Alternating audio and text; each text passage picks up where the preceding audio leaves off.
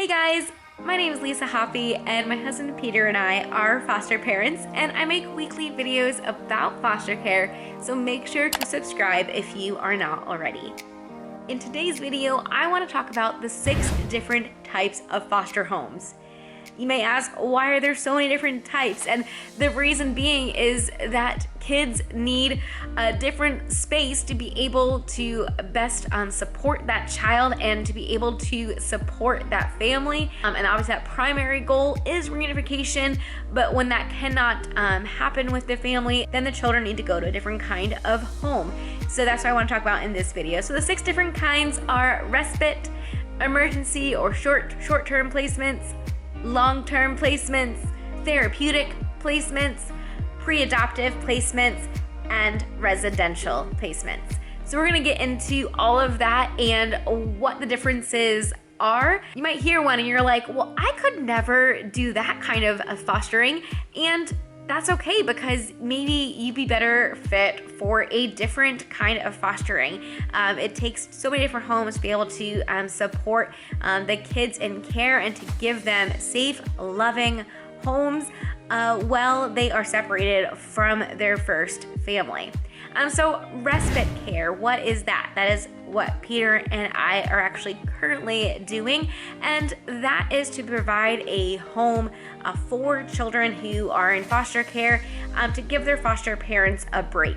So those children are already in a foster home, and for whatever reason, that foster parent needs to take a break. Maybe it's just been a lot lately and they just need a mental break. Maybe they are going out of town for business or a funeral or for vacation, and they need to put their foster kiddos into another home. When Peter and I needed to travel out of town, what we were able to do in the state of Indiana was to get friends and family background checked and fingerprinted so they could stay overnight with the kiddos.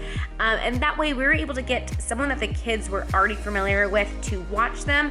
But if that's not an option, and sometimes there's an emergency thing that comes up and that foster family needs to be able to leave, then they're able to put their foster kiddos into respite. And what we have found is when we opened up and we said, hey, we are available for respite for this time, we filled up pretty quickly.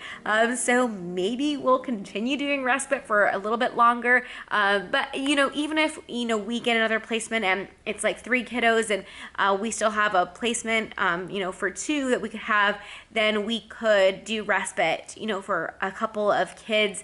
So foster parents can always provide respite for other kids, and maybe you have kids of your own and you are thinking, you're like, well, we have an extra bedroom, maybe we could watch some other kiddos, but you don't have to go to court or any of those things. So you kind of get to be like the fun aunt and uncle, grandma, grandpa type situation.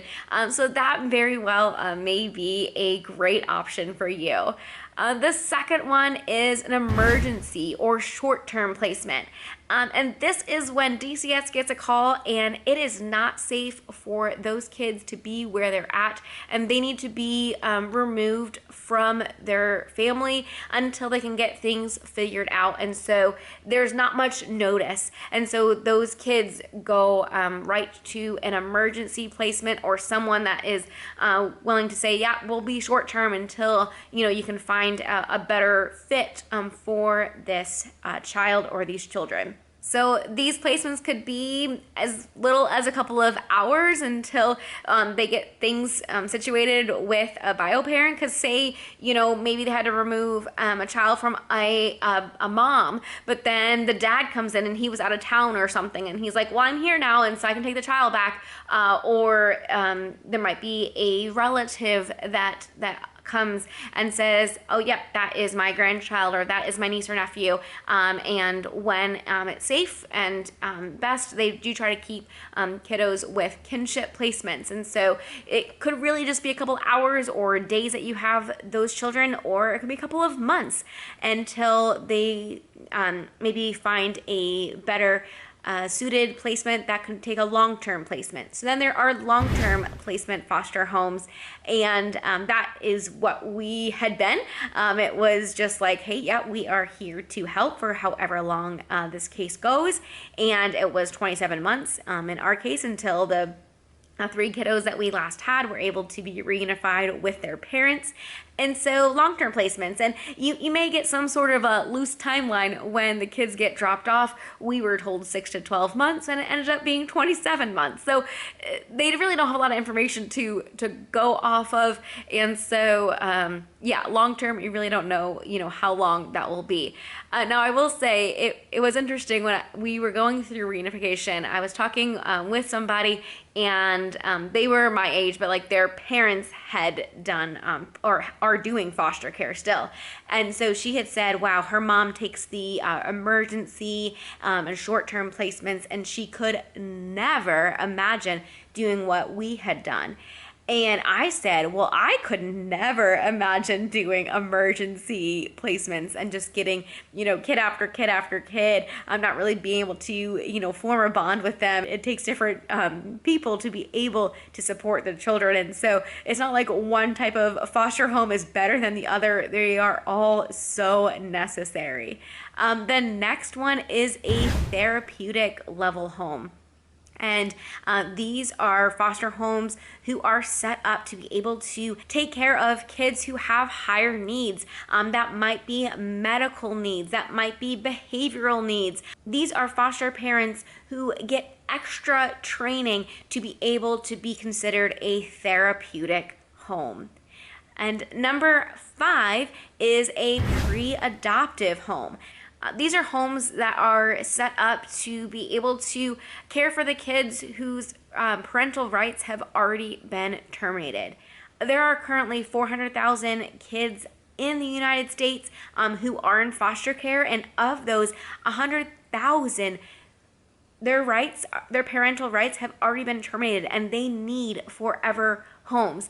So I do hear often people are like, well, you can't just get into foster care and just be a pre-adoptive home. But there are so many kids who do need a forever home. So if that is what you want your home to be set up as, just know that you're probably going to be inviting kids into your home who are older, because it takes many years for that whole process to go for parental rights to be terminated. So most likely those kids are going to be grade school or older. And so if that's something you're like, wow, I could definitely give a home to a child like that, go ahead and get licensed and set up to be a pre-adoptive home. Now you're going to want to understand trauma and do a lot of research and everything like that. And then sometimes a long-term placement becomes a pre-adoptive placement, and so that can also be a possibility. And all these are kind of fluid too, because what you think might be a long-term placement, the kid might just come for a couple of hours and you're like, well, that wasn't long-term. So you have to be pretty flexible, but it is very good for you to be able to communicate with your licensing agent what kind of home you see yourself being, so they can give you the placements that would be best suited for your home. The 6th placement is actually a residential placement, and these are what we call group homes, and they need parents for those group homes. It's set up different ways. So I know of one a home that was set up to where a couple was on for 2 weeks and then off for 4 weeks. So it was nice that they were completely on for 2 weeks, on call 24/7, but then they had 4 weeks off. And so that was how it was. Now I'm sure that there are other homes where it's set up where they are 24/7. It really depends on the kind of home that it is. But these are for children who, for whatever reason, have not been able to be placed in a family home.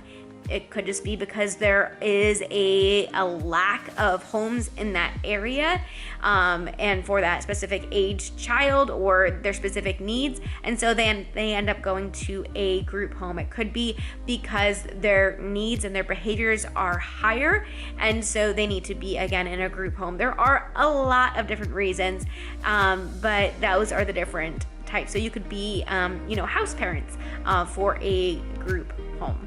So what other type of foster home did I miss? Those are the 6 that I could think of, but I feel like I might be forgetting something. So let me know below in the comments. Also let me know what home you currently are, or what home that you think, you know what, I think I could probably be that kind of home for a child in foster care. So thank you so much for watching. Make sure to subscribe if you are not already, and we'll see you in the next video.